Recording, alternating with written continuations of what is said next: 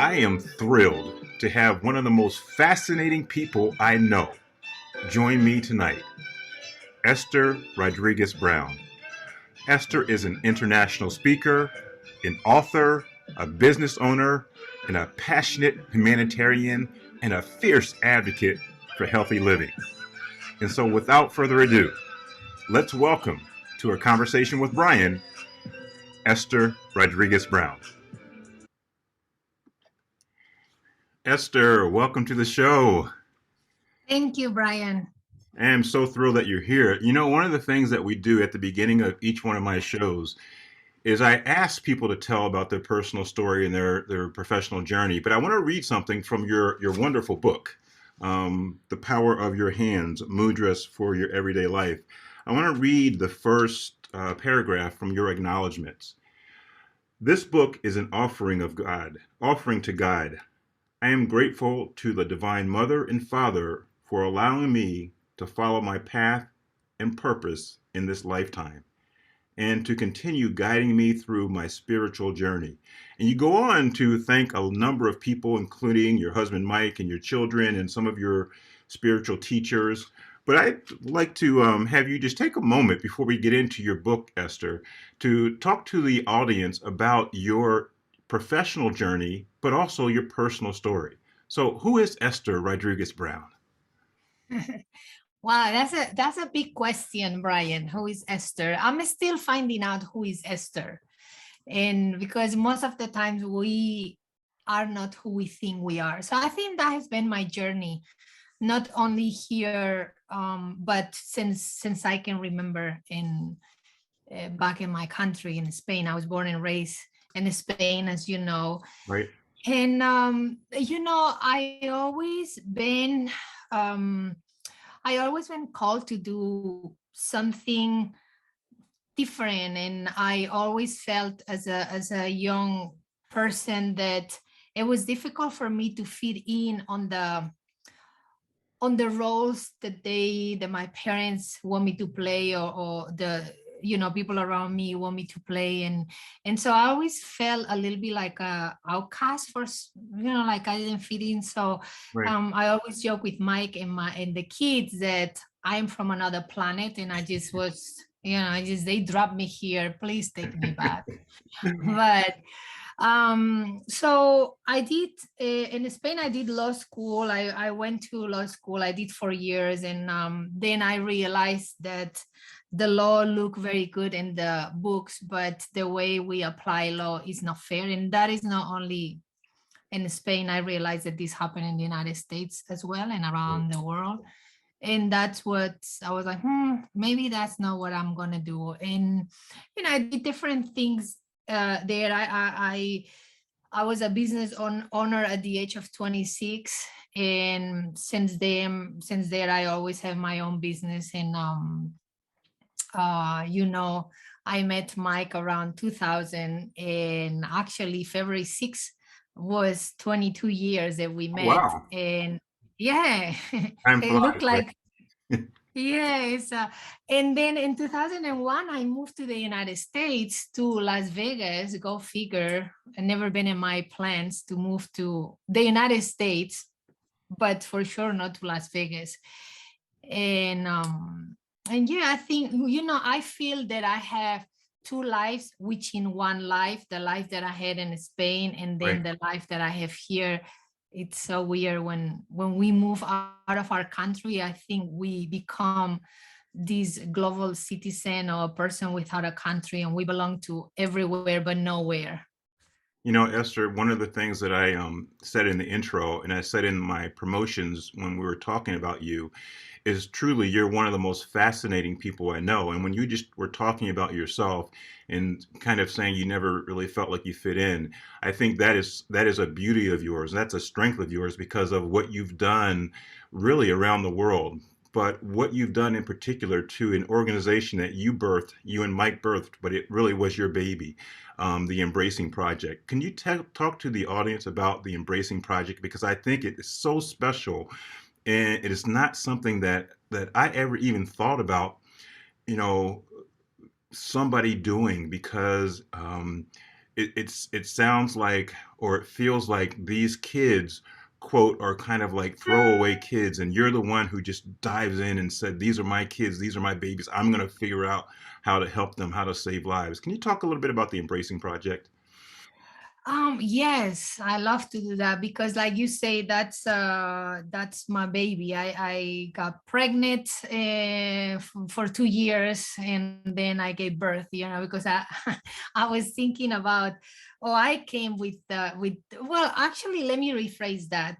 I don't think I created anything. I just was the messenger or the channel to bring that to light, right? Because actually, when I started thinking about the Embracing Project in 2005, I barely spoke English. My English, I spoke other languages, but English wasn't one. So I always joke that the name, the Embracing Project, was given to me by a higher power because I didn't even know what that meant, but I just went with it.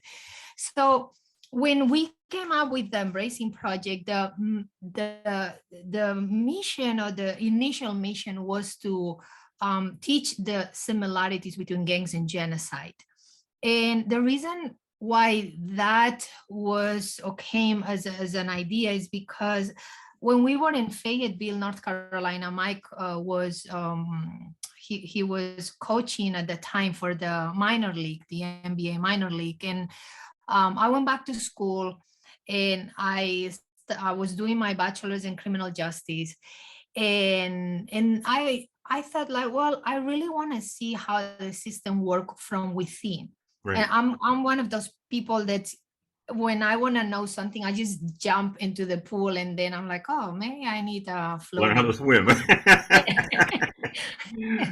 So that's kind of what I did. And the only thing I could offer at the moment was to volunteer as a Spanish teacher because, of course, I speak Spanish very fluently.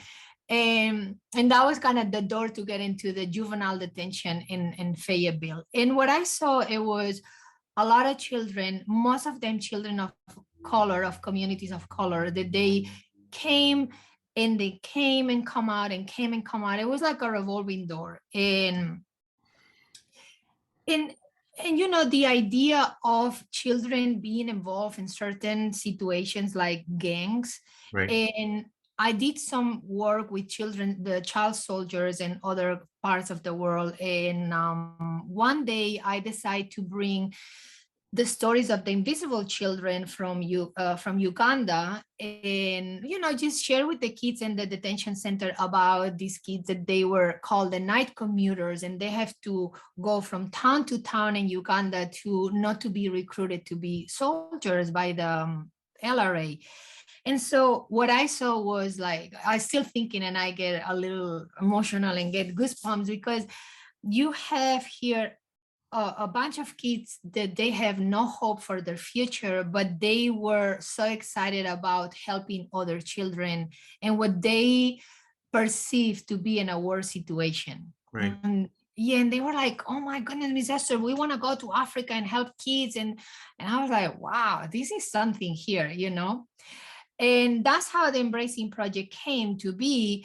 What can I, the hope of helping other children, it will be the hope to help themselves. And so I create this curriculum to teach the similarities between gangs and genocide, and the intersection between children in gangs and children that are being recruited to be soldiers in other countries.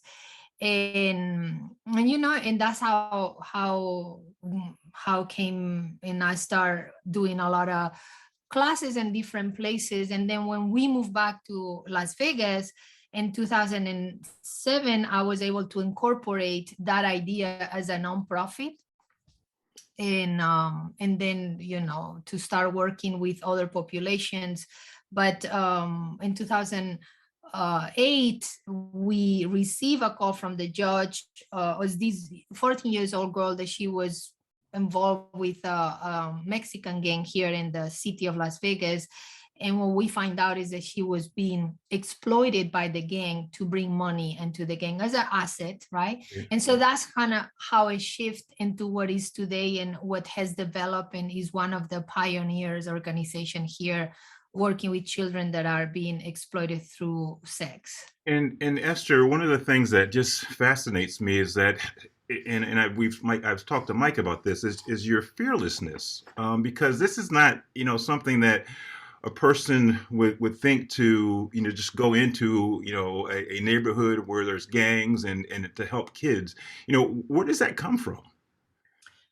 You know, I think, I don't know. Yeah, people tell me, well, you're kind of crazy. I'm like, yeah, maybe I am. I don't fear death. I think that we are in this body impermanently, and at one point we have to leave the body. So if I leave the body as I'm doing my purpose, it's a great way to live, I mean, like, so I never thought about, oh, if I go to this neighborhood, people is gonna I just was focused on what it was my purpose to do. And I think that kind of was a protection. Mike always say that God protect babies and food. So I guess I'm not a baby. So I guess I'm a fool. But it worked for me. I just love what I do. I think when you are doing things from a genuine like from a place of honesty and genuine, somehow you are protected. So that's how I always felt.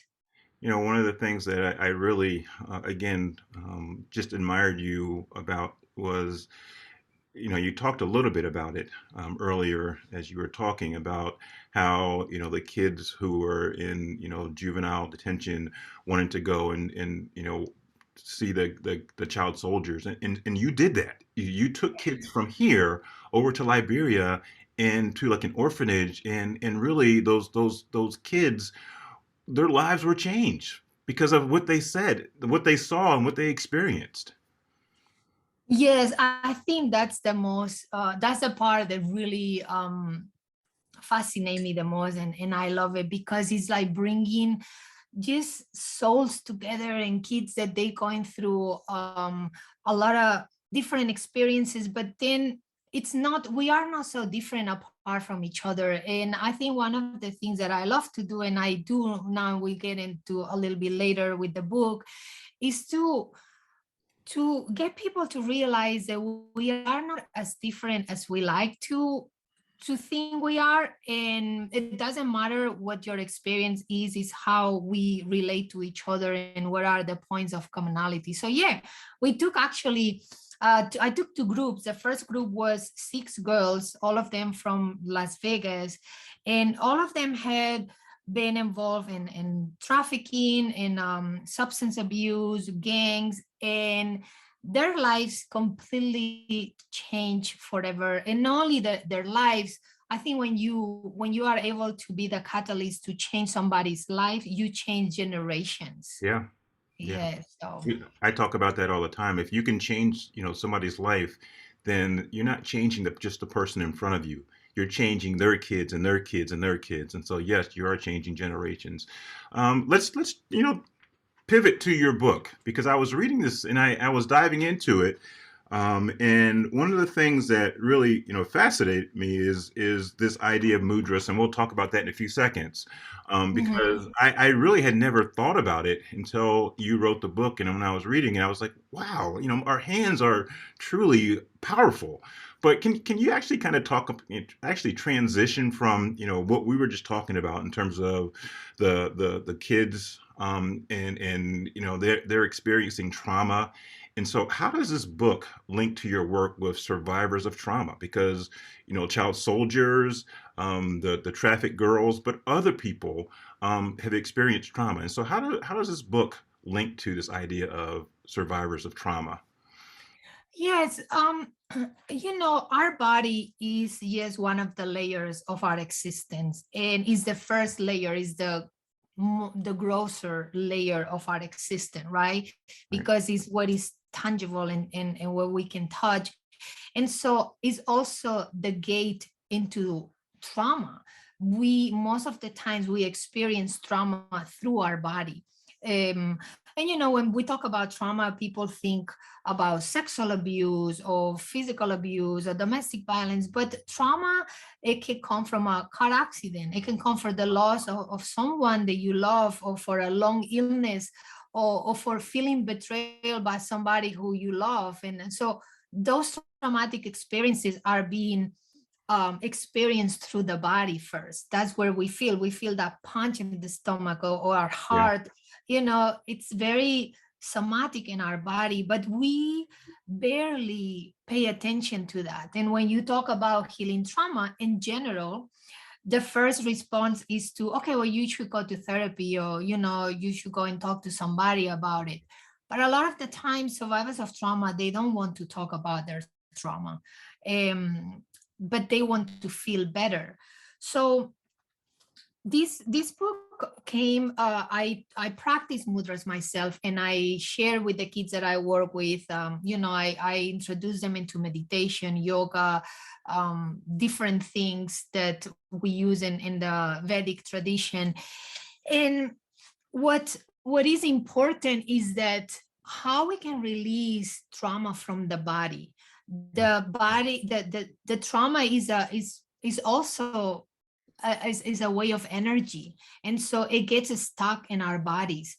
And when we only cognitively understand trauma, and when we only focus on the mind, but we don't integrate the body into that healing process, then it creates a lot of disassociation. And so the idea is to be able to allow these energies to flow through the body, and be able to release.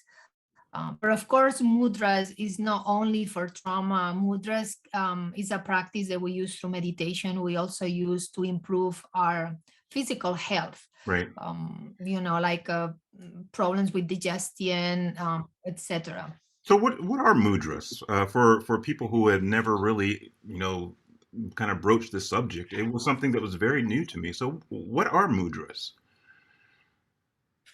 Yeah, so mudras is easiest a specific hand gestures that we do. We use our fingers in our hands. And what it does, every finger is connected with an element in nature. And mudras is part of a Vedic tradition, of Vedic teachings. And um, the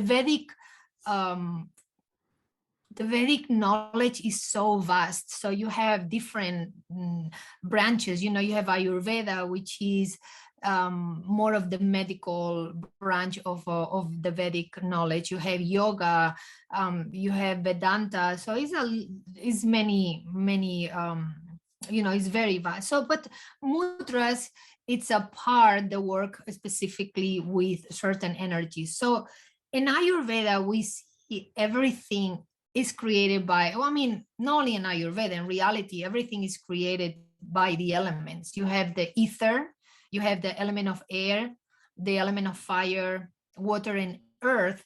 And those elements are not only part of the universe in the world, but it's part of our body. Right. You think about your body is the majority of the part of your body is water, liquids, Right. fluids. The physical part of your body that is made of element of earth, is the earth is heavy, our body is heavy and is solid. Think about element of air, what is in our nostrils, what is in the cavities in between our bones. So every element is all the elements are part of our body. So the fingers also hold the elements and represent each element. The thumb represent fire. The how you call the pointing finger, Index finger. this finger. Yeah. Yeah, the index finger, that's Yeah. right. Represent air.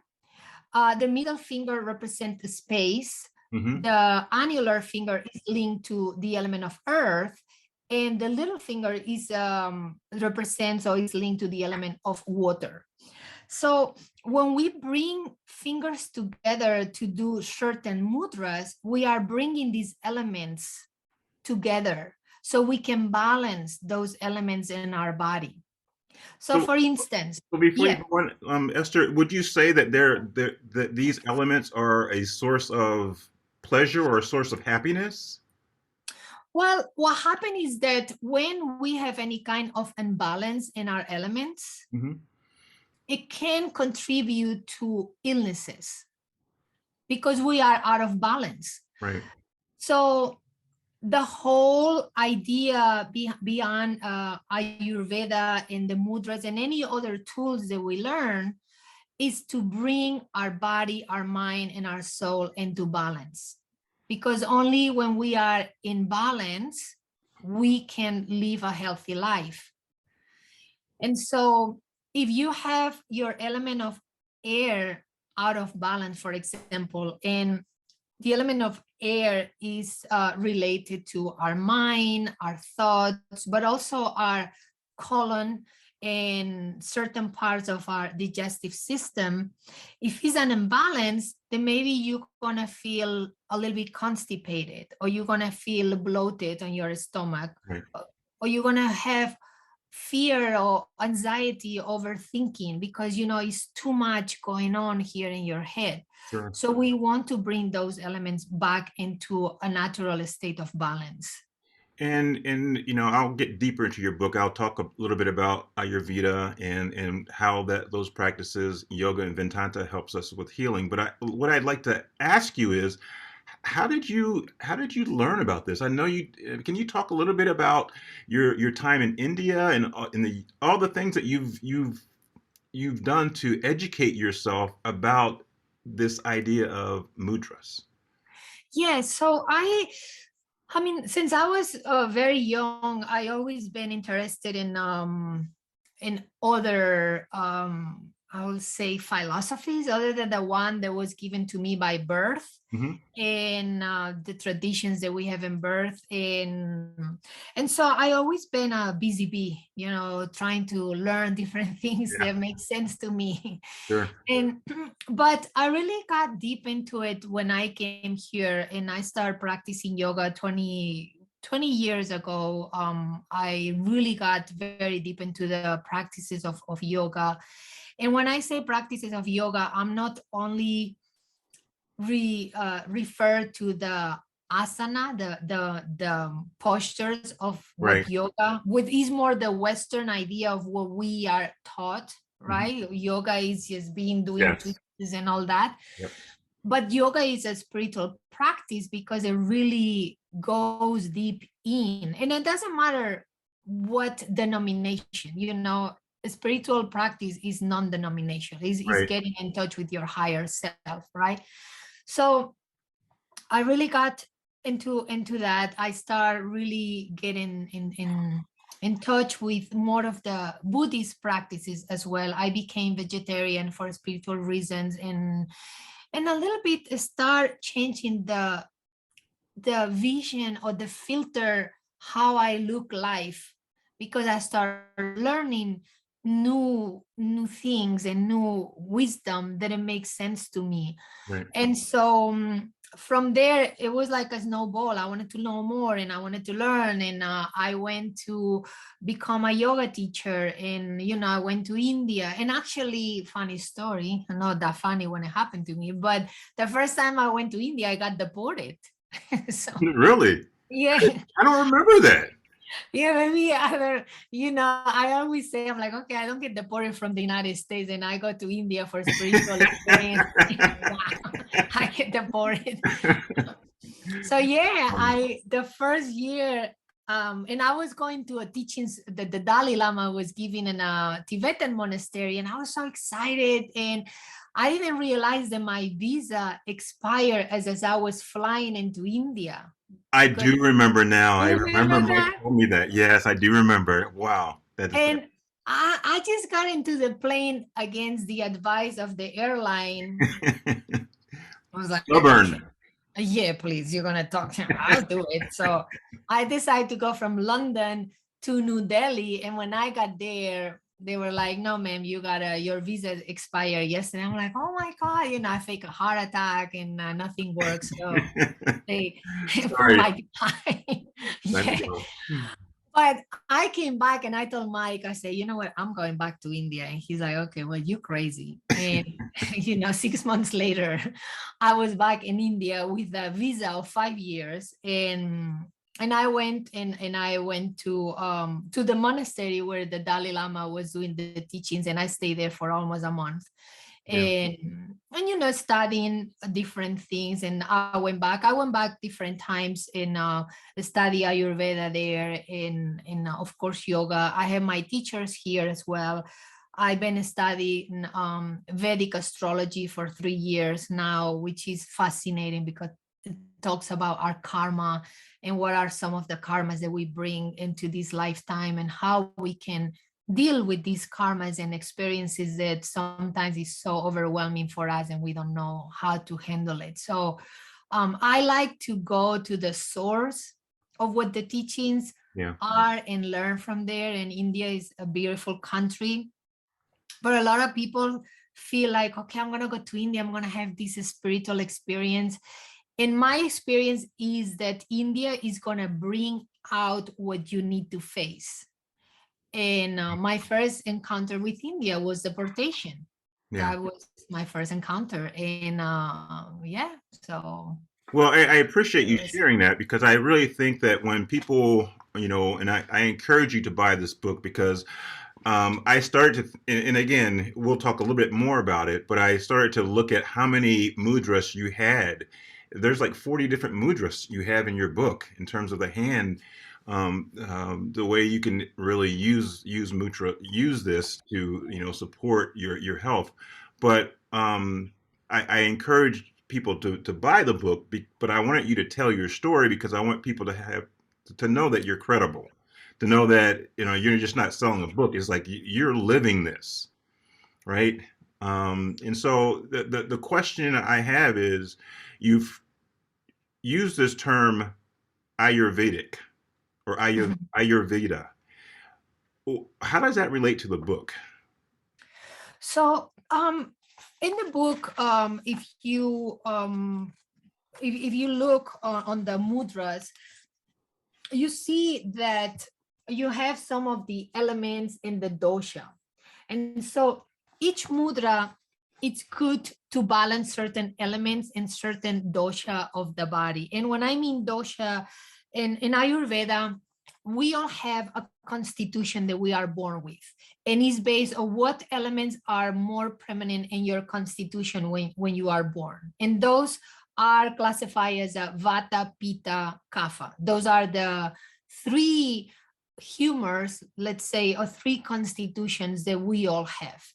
And so vata people who have a vata constitution, those are individuals who have a higher levels of air and ether in their constitution, in their body constitution. Pitta people, they have the element of fire and water more prominent. And then Kapha people, they have the earth and water. So how would Most I of know that? Well, so it's an assessment that you can do. You can go to my website, and it's a free assessment, and it's some questions that we ask, which is very interesting because allow you to be aware of your body. Many times we don't know, okay, are my eyes sinking? Are my eyes dry? Is my skin dry? Is my hair? So there are certain Sure. questions, right, that you're gonna answer. And but the thing is that it is two things. So the constitution will be the assessment. You go, you answer these questions, and I can tell you, what type of constitution you have. Normally when I'm with people, I can say, okay, well, you probably a vata pitta, because the way your body is formed, the way you move, your personality. So I can kind of say a little bit what Yeah. constitution you are. But the reason why this is important to know is because depending if you are a vata, pitta, or kapha person, or you can be dual. I'm a pitta vata, right? So I have a lot of fire and air. So imagine I burn everything. Imagine the combination, right? Mike is kapha. Mike is earth and water. Very mellow, Yeah. very like so different the Vata Pitta Kapha is important to know our constitution, because there are certain foods and practices that can aggravate your elements. And there are certain foods and practices that are going to bring you to balance. So for instance, if you are a Pitta person, like a fire, most of the times Pitta people, they have a meat construction, like athletic people, very straight to the point, like, goal Oriented. goal oriented. Yeah. If they are balanced, they are the people who get things done. Their skin tend to be not very oily, not very dry, right in between. Very intensive features, or more like char features. And but when they are in balance, Pitta tend to, of course, fire gets to higher, and they're gonna have symptoms of maybe heartburn, or they're gonna have diarrhea, or they're gonna have skin issues like psoriasis, or some kind of eczema. Can you hear me, Brian? I Okay, can hear you. you froze for a You second. I froze a don't know little if. bit, yeah, but you're good. Okay, sorry about. And so, and mentally, when they are in balance, a Pitta person, they tend to be like a tyrant, because anger is the main emotion of Pitta, fire, anger and frustration. Right. Versus Vata people, it will be more fearful and more depressive, and they tend to be thinner, very dry skin. And so it's important, because we can create a lifestyle that is going to make sure that your elements are balanced, and that Right. you can prevent your health. And so, Esther, when we talk about the three different types of people, when we look at the different mudras, um, when I was reading, it talks about, sometimes you should not do this certain mudras when you are full. Right. So, are there different mudras for different types of people, or do all the mudras, can all the types of people use all the different mudras? Yes, I mean, all the mudras is not side effects, like when you take a Tylenol or something like that, or any medication, they give you like a very quick, like, all the side effects, like, so you don't hear. Mudras don't really have side effects. The thing is that if you are a Vata person, which most of the times you're going to be a busy bee here on your head. Vata people are the multitaskers. They do everything. They want to do a bunch of stuff. They start many things but never finish anything. They cannot be sitting for a long time. They Right. tend to be skinny in the sense, because they forget to eat, or they forget to drink, or because they always all over the place. Very dry skin. Think about the air, what the air brings. Air is mobility, air is lightness, air is like want to be everywhere. So if you already are a Vata person, or you have a Vata imbalance, you don't want to do mudras that are going to increase the element of air. Right. You want to bring mudras that are going to bring the element of earth and water, and in particular, because that is going to ground you. Sure. Okay. So that's the logic behind. So understanding the elements, it also understand what type of mudras are good for you. And so, for example, the most typical mudra that everybody's seen, and a lot of people don't know is a mudra, is the one that when we meditate, we bring together. They tell you, bring your thumb and your index finger together, right? Right. Then you put it in your legs, and then you meditate, right? So think about, this finger is the element of air, and this is the element of fire. So when we meditate, we want to have a settled mind. We want to be in a place of stillness. So we bring the element of air and fire together so we can calm our thoughts. We can calm the element of air in the mind. And so it's very logical. I love mudras, but I love Vedanta in general because it's very, very logic. in Ayurveda is it's very logic. It's like, wow, why nobody teaches these Yeah. in the schools, on how to become more balanced, how to eat better, how to be, because these type of practices make us a better human being because we are able to understand ourselves better. Yeah. One of the things that we've heard a lot about in the last 2 years because of the pandemic is this idea of self-care. And this seems like the ultimate in terms of a holistic global self-care in terms of the mind, body, and soul. And I guess my question is, the book is great, and you had mentioned your website. What do you do when you're coaching people? What does it look like? And I shared on the screen your ego-friendly living, your company. But how do you, like, from start to finish? What would it look like if I'm a potential client and I say, Esther, help me. I want to really learn about what you're doing, but I want to, become a better person, a higher, expression of myself, as you say in your website.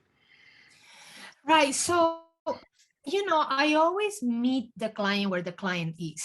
And that's a motto that I always did with the kids that I work, and I still working with them. I always meet people where they are because I think part of our journey as a healers or as a people who are in the healing arts is to not to show them how to do the things, but to be an example.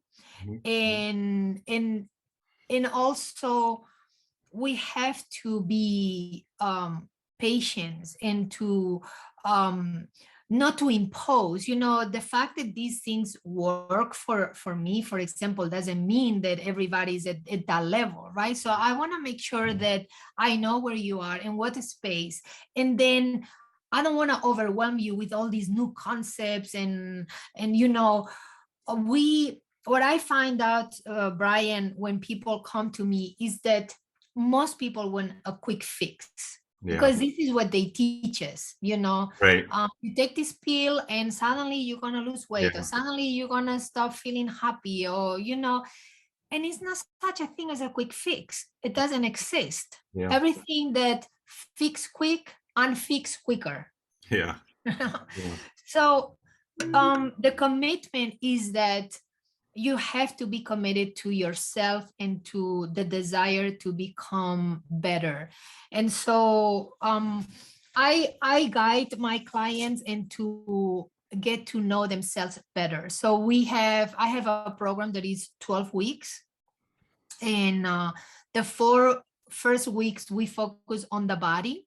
Mhm. And we focus on where we have talked about what constitution are you, what type of food is good for your constitution, what are your habits, what time you wake up in the morning, what time you go to bed at night, what do you do in between, how you do the things. Are you an automatic pilot, or you are aware of the things that you do? Are you doing something and thinking about what you gotta do next month, or you are focused on the present moment? Tell So me. it's a true, like, assessment of who you are, right? So Yes. you're really putting them in a mirror and saying, well, look at the mirror. Yes. This is who you are. So now we have to actually. This is our baseline. Now I can have something to work with. Exactly. You're right. So we create this. I create a very unique program for the client. And then what are your goals? Why do you came to me? What do you want to accomplish? So sometimes people tell me, okay, I want to lose weight. Well, this is not a weight loss program, but that is a consequence of you creating a healthier lifestyle. Right.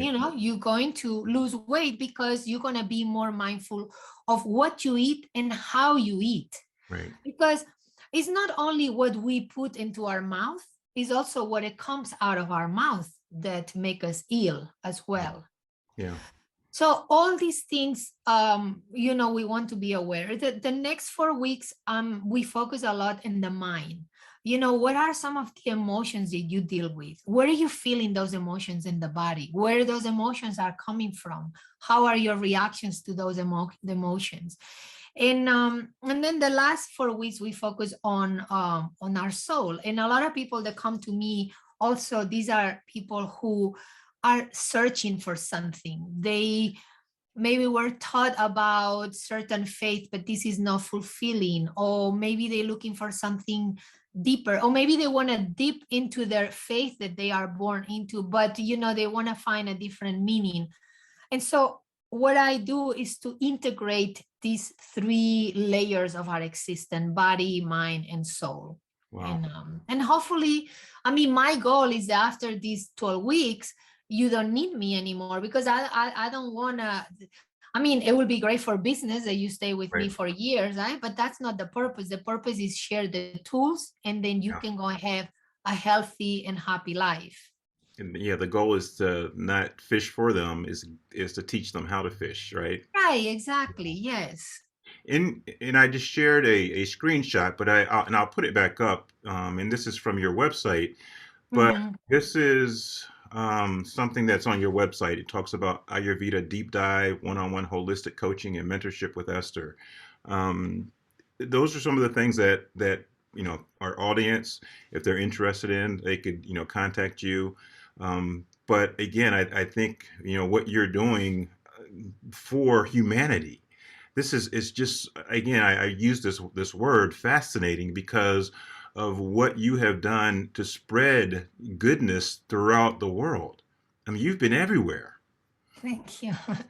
Well, I mean, I'm here in this incarnation now, and I feel that as we are in this human body, that's a privilege, because being human allow us to be conscious and to have consciousness. And if we don't use that for the greater good and to improve the existence of other people, then why we came into the body, what is the purpose? Yeah. So Well, you're very courageous. You are fearless, and you're somebody who just I admire deeply. What does the future hold for Esther?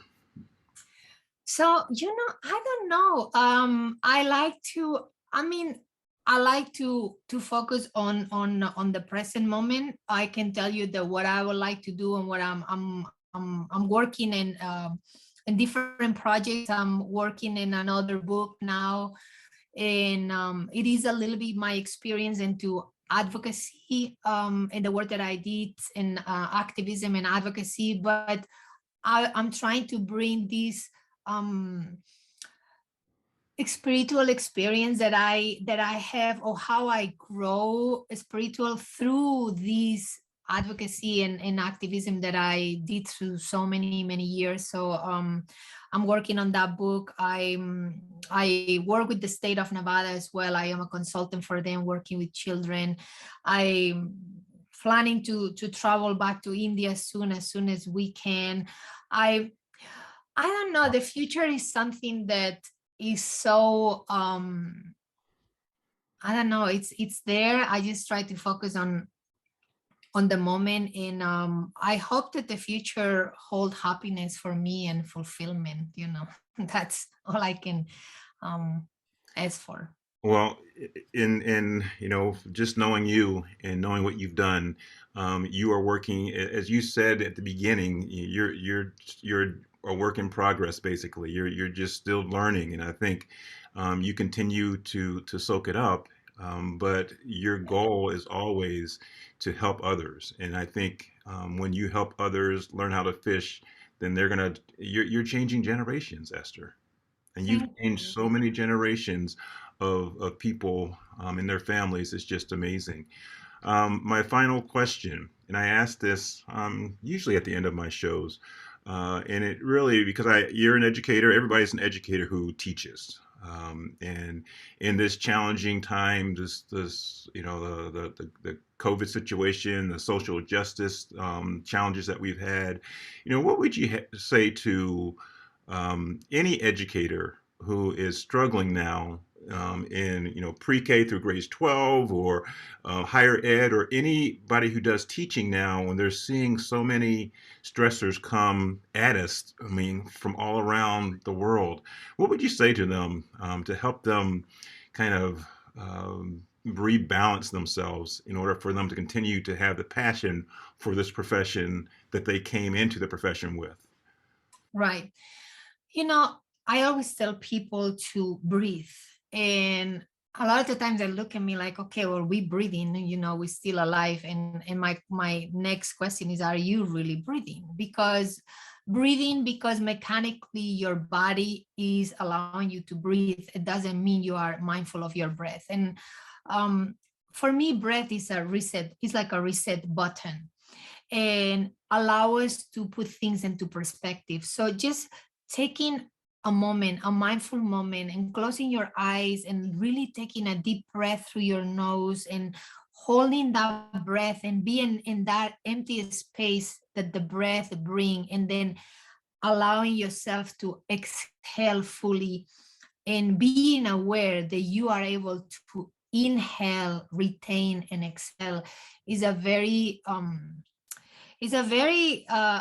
amazing experience. But I also think that in general, we take life too serious. And especially that's my experience in this country. Maybe because I grew up in a different place, and we are less serious people in Spain. We always say like, okay, the famous sentence is, okay, come back tomorrow, we'll do it tomorrow, and here Yeah. everything is, oh my God, we have to do it now, and if it's not done, is somebody gonna die? Yeah. It's like, okay, don't take life so serious. Be aware of who you are, really, not who people expect you to be, but be aware of who you are, really, because only like that you are able to see people for who they are, not for who you think they are. And I think that's something that it's one of the main problems of our society. We have these preconceived ideas of certain groups or certain Right. people, and we just see the physical body in which they are, and not the soul in the light that they bring into the world. So just be in touch with yourself, really, so you can be in touch with others. Yeah. Esther, in the promotion, and that was I beautiful. don't I know think what, if that makes sense, yeah, Brian. no, it was beautiful. And I think one of the things that you talked about in terms of that breathing, because we feel like we don't have any control, but when we do that breathing and we really center ourselves, that's a sense of that we can control that, right? We can control certain aspects of our Right. life, right? And so I just wanted to thank you for coming on. In our promotion, in my promotions leading up to this show, I said that you were one of the most fascinating people that I know, and you definitely did not disappoint. Your courage and your conviction to doing what's right on behalf of humanity is just so admirable. And when you talked about karma, your karma wherever you go is just going to come back to you 100-fold because of what you've done on this planet and with everybody who you touch. So thank you so much for being on a conversation with Brian today, and Godspeed, friend. Thank you so much. I appreciate the opportunity, Brian. Thank you.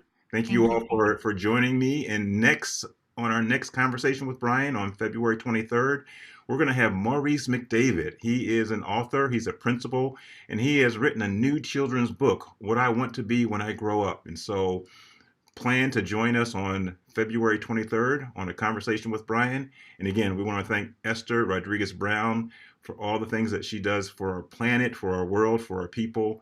And get her book. It is awesome.